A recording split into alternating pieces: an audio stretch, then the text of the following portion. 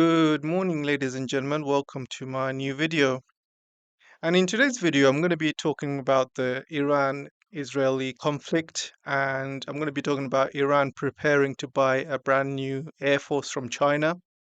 I'm also going to be talking about any future war with Israel and Iran is happening again soon, and also some figures have come out about the Israeli-Iranian war, and looks like Israel has lost a lot of money, or it's going to cost them a lot of money to reconstruct. So I'm going to go through that as well with you guys. So before I start, don't forget to like, share, subscribe, and comment. If you guys do comment, it does help the algorithm. As you can see, one of my last videos got 41,000 views. So let's try and help this one generate as much as well. So help the algorithm, guys. Really appreciate it.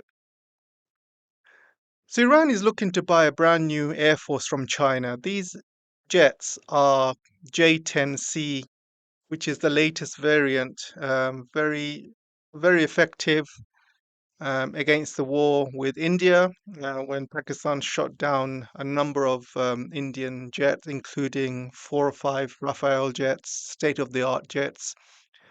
So they are battle tested. They are very good. And I think Iran would do very well buying these. They're also very cheap as well compared to something like a Rafael, for example, or an F-16. So Iran did try and buy this previously. They went to China a few times. They did have a look at their jets, and they decided not to buy them at the time, and they decided to go with the Russian Su-35s. While the Su-35s are very good, Russia is in the middle of a war with Ukraine at the moment, and Russian manufacturing is not as fast as Chinese manufacturing, unfortunately. So Russia is focusing on their war with Ukraine, so they do not really have much resources to speed things up in their factories to make jets for Iran, and that's a problem. I don't think any jets have arrived in Iran. And also, Iran wanted the S-400s, and again, no S-400s have been delivered to Iran as well. Putin has said that they offered Iran S-400s, but Iran refused. I don't know why, whether it was because of the money or waiting time. We're not sure yet. But from this war from Israel and Iran, Iran has showed itself to have many weaknesses. For example, Israeli air jets have been jamming Iranian anti-aircraft guns. They've been flying around Iranian airspace and firing missiles everywhere. Drones have been flying around, dropping bombs and things like that. So they have been causing a lot of mayhem in Iran. And the anti-aircraft guns in Iran are not good enough, unfortunately. So these jets from China, the J10C, how good are they? Well, they've been battle tested. They've beaten India when the short war between Pakistan and India, which lasted a few days. India lost around 6 or 7 jets, including 5 Rafale jets, and all of them were shot down by Pakistan. The J10C and the JF-17 as well. So these are battle tested. These are very good, very value for money. They're very cheap. And the most important thing about it is they are readily available. China has hundreds of these ready for export, so they can go out at any moment. And so how will they be for Iran? So this is my opinion, guys. I had a long think about this, and I do not think they'll be very useful for Iran right now. And the reason is, I think Iran needs to focus on anti-aircraft guns. And the reason is, even if China delivers, say, 50 or 60 tomorrow, I mean, Iran needs time to train the pilots. They need time to build bunkers for these airplanes, otherwise they'll be destroyed by Israeli jets and bunker busters and things like that. And they need time to, to get those jets adjusted to the radars and get the communications right. All of this stuff takes years of planning and work. It's not something you can do overnight. And oh, I'm scared actually. I'm a bit scared that if Iran does buy all of these jets from China and somehow, they are not prepared, I think Israel and America could destroy these jets very easily because these pilots are not going to be well trained and they're not going to have the adequate amount of defense for these planes and if they don't have any anti-aircraft guns, then American planes and Israeli planes will pretty much bomb these jets in the ground. So there's a lot of problems, and I don't think Iran should focus on the jets right now. I think Iran's main focus should be anti-aircraft. And I think with the same amount of money, Iran should focus on buying something from China, like the HQ-9 or the HQ-19, and having anti-aircraft guns and having some sort of anti-aircraft control where they cannot be jammed and they have sufficient long range and short range for drones as well. And I think that's what Iran needs to do. And I think they should focus on anti-aircraft first. Because my fear is if they do buy the jets and if these jets are easily destroyed by F-35s, then it's not going to look good for China as well. Because if you remember when the Rafale jets got shot down by the Chinese jets, the Rafale share prices went all the way down. Rafale started losing customers, like Indonesia cancelled their order of Rafales and they bought, they're looking to buy Chinese jets instead. So all of the, real battle experience matters. And if these jets or pilots are not experienced enough, then these jets are going to be pretty much useless to run because the pilots are not going to be trained. They're not going to have adequate defense. They're not going to have adequate radar. They're not going to have adequate communications. And I think it's going to be a slaughter, to be honest, if they are not prepared for it. So I think Iran should not focus on buying jets for now. They can buy it in the future, but not now. I mean, I got to say that Iran had over 30 years to prepare for this, guys. They could have bought Chinese jets 5 years ago, 10 years ago, and I don't know why they didn't.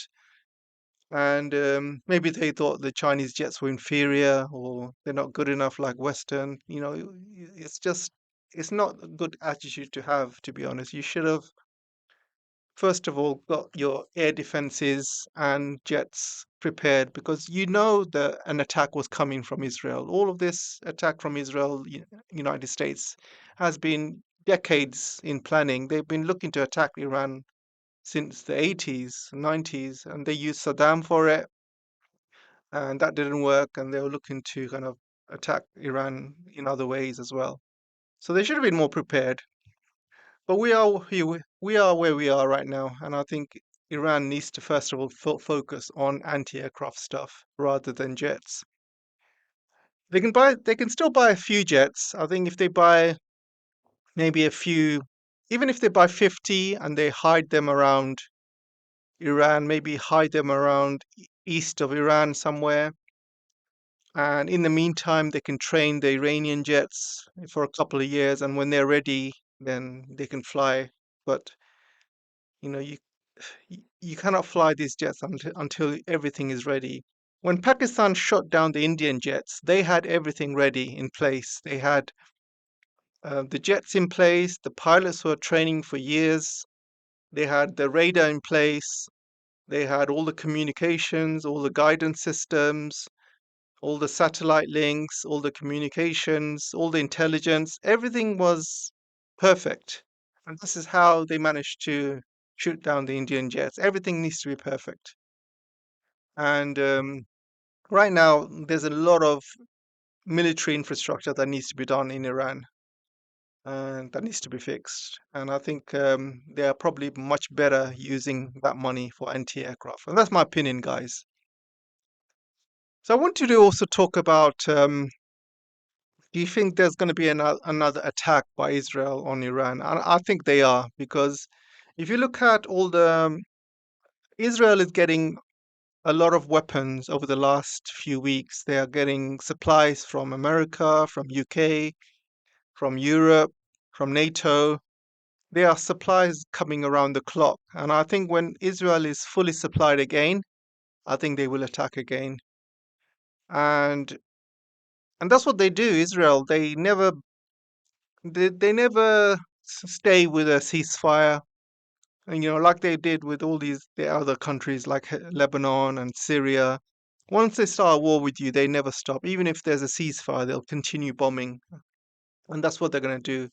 I think Iran also needs some time to figure out what to do as well. In this time, Iran needs to get rid of all of their spies, which they are doing. There's a lot of spies they're catching from Afghanistan, from Mossad, from India even. There was a base producing Israeli drones inside Iran, and when they um, when they went inside that base, they found a whole lot of Indians who have been working in that with the Israelis, and these Indians is not far, and this base was not far from Chabahar, and Chabahar is a port that Iran gave to India.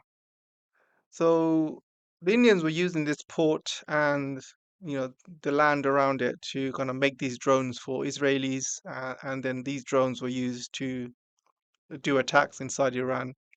So Indians have been working very closely with Israel. You have Azerbaijan allowing airspace. You have Syria allowing airspace, and Jordan allowing airspace, and also northern Iraq allowing airspace as well to attack Iran. Iran also needs to get rid of all Western hardware and software. Like there's many leaderships in Iran that got killed who were using iPhones and they were using WhatsApp, for example. I mean, they should know better from the attacks in Lebanon where those pages got blown up. Iranians need to know better. When you are working with your enemy's products, they will track you. So they need to get rid of Apple. They need to get rid of all Western software, hardware, and start working with Chinese software and hardware, like Huawei, for example.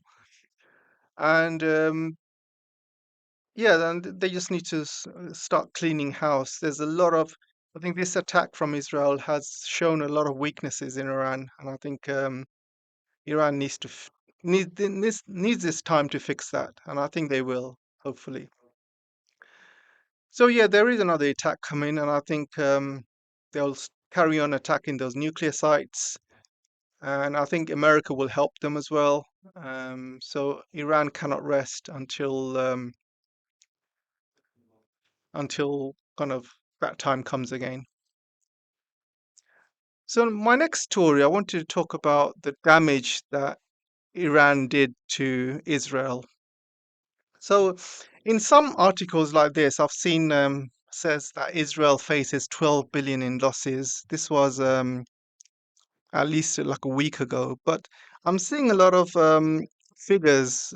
um I mean, for example, the BBC. I saw an interview in BBC where they were talking to some Israelis, and they were saying that the losses could be going up to around 50 billion, 50. And this is because a lot of the losses were not reported by Israel, and a lot of these losses they hit military bases, for example, they hit military um, units, planes, infrastructure.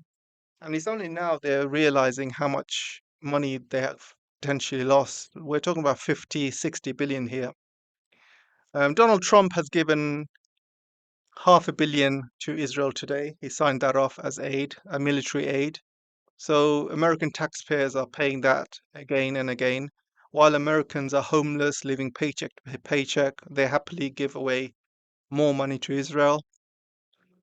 And so Israel got like a 50, 60 billion um, kind of bill coming from the last Iranian attacks. And I think if they attack Iran again, I think that could double easily double, because Iran will hit a lot more sites. And next time they are not going to abide by any ceasefire, because it'll be waste of time. It'll be useless. And I think there's going to be a long war if Iran attacks again. This time, Iran had said, okay, we'll do a ceasefire, but if Israel breaks that ceasefire, I think we're looking at a long war between Iran and Israel. And in any long war, there's only one winner, and I can tell you that it's not the West. Israel does not survive long wars. America doesn't survive long wars. They get bored, their people get bored, and the cost starts going up, and they think, oh, okay, we need to stop. While Iran can face a long war, they faced a 10-year war with Iraq, and they can easily face another 10-year war if they needed to. So, so let's see if Israel is silly enough to attack uh, Iran. I also wanted to say that in total, probably Israel has lost hundreds of billions in this war. Um, and if you add all of the war Israel is fighting since October 7th, the war they've had with Hamas, the war they've had with Hezbollah, the war they've had with Syria, with Iraq, and because these are all the countries they've been bombing, by the way, and Yemen as well. Don't forget Yemen. So all of the losses they've been having on the battlefield, like for example, Hamas has been destroying a lot of tanks, Israeli tanks and armored units. And I don't know if you look at X, but I can't show it on this YouTube video, but there's a lot of clips of, brave Hamas guys going right up to a tank with a bomb, throwing this bomb down the hole or leaving it on the tank till it blows up. Absolutely bravery. And so Israel has been losing a lot of equipment in Gaza um, because of this. A lot of soldiers are dying, so they gotta pay compensation. And all this equipment that Israel has been losing, they have to replace it. And to replace it, you need money, and it's going to cost them a lot more. For example, if you make a tank 10 years ago, it's going to be cheaper than if you make a tank today. Because 10 years ago, inflation was lower, costs of certain goods were lower, but the same tank, if you build it today, it's going to be much more expensive because of inflation, because of the cost of goods and etc. So they're going to have to replace all of the lost equipment, and we're talking about 50 to 100 billion easily here. Then you got the lost soldiers, they're going to have to pay their families and things like that. Um, and also the cost of conscription, because you know, these soldiers are leaving jobs in Israel, and these jobs, boost the economy for Israel. So they are leaving these jobs and they are joining the IDF to fight. And that means these people are not running the economy. Basically, they're just fighting, and this is not helping Israel's GDP. So a lot of businesses are shutting down. When Iran has been dropping a lot of bombs, a lot of people have been running to shelters and stuff. So businesses have been not good. Um, they're running down, and a lot of Israelis have been leaving the country. There's a big report of Israelis, many thousands of Israelis moving to Cyprus. I'm going to talk about that on another video. That's a separate discussion. So there's many Israelis moving to Cyprus, many moving back to United States and Europe. So they're losing people, they're losing businesses. Ports are not working as they should because Yemen has been blocking the ports or blocking the Red Sea, which blocks the ports in Israel. And and also there's no tourists. There's no tourists going into Israel to give them money. And Plus, not many IT tech companies are moving into Israel. One of the bombs, rockets from Iran hit a Microsoft building in Israel's tech center, and that basically brought up huge amounts of issues because a lot of tech companies working in that area started sending their employees home because it wasn't safe for them. And this is why you're not going to see many tech companies moving into Israel. And now that Israel's invincibility has been shattered, their Iron Dome has been shown to be useless against Iranian missiles. Insurance in Israel must be over, they must be over the roof because if you buy a house in Israel, you're going to have to pay insurance, and these insurance must have sky high premiums because it's dangerous in a war zone. If your house gets blown up by Iranian missile, the insurer will need to have high premiums because they don't want to be left out of pockets. So Israel is going to be a very, very expensive place to live right now. And this is why a lot of them are moving to Cyprus because it's cheaper for them. And I think you're going to find a lot more people leaving Israel over the next few months or years because I think this war is going to cost Israel big time because you're going to have to recoup all this money. And how are they going to recoup it? They're going to have to recoup it with higher taxes, higher inflation. You're going to have to print a lot of money, and it's going to raise the cost of everything in Israel, which is going to be bad news for everyone.